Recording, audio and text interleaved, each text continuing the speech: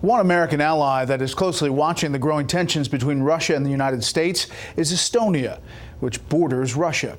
Estonian President Kersti Kaljulaid joins me now. Madam President, thank you for being here. Thank you for inviting me. I want to ask you about your trip, your perception of your days here, and what you're hoping to get out of this trip. Well, my meetings with senators, including Madam Speaker, also Ambassador Bolton. These meetings have been useful exchange of information about our, how to put it, rather complicated world. Yes, it is complicated. It's also dangerous in your neighborhood. There's a threat from Russia, especially to your country and others. The potential that Russia could maybe even try what it did in Crimea with Ukraine. How much are you worried about that?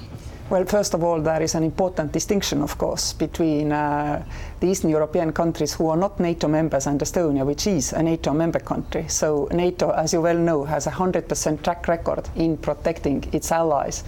And I don't think it is right to say that we are facing particular risks and tensions in the Baltic states and in Estonia.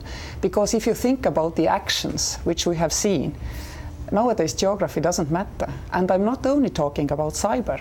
Think of Salisbury, in the middle of a NATO territory, very far from Russian territory, which demonstrates to us that we cannot separate the security of one country from the security of the whole alliance. We put this map up because this one town, Narva, is right along the border, and a lot of people there speak Russian. It's been the focus of a number of articles about whether Russia potentially goes in and it creates what NATO fears is a Narva scenario where Article 5 of the NATO Charter would have to be implemented. It's only been implemented, as you know, once, and that is to support after 9/11 here in the U.S.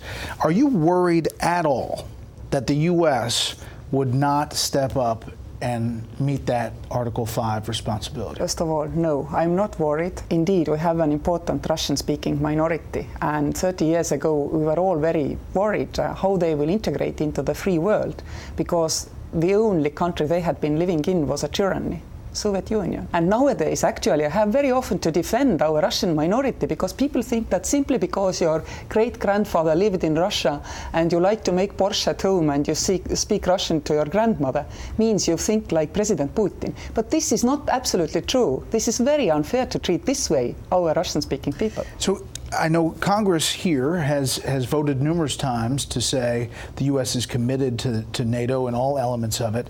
Have you gotten that commitment from President Trump, from administration officials, that they're 100% in no matter what? May I remind you, when we visited the White House at the centenary of the Baltic states last year, what did President Trump tell us? The Baltic republics can trust the United States will remain a strong, proud, and loyal friend and ally. And may I add that I'm very grateful. Every Estonian still remembers that when we were occupied, you didn't let us down. Growing up in Soviet Union, I somehow still knew that there are United States of America and other free countries where our flag, blue, black and white, is being visible, is being seen in the protests against our occupation.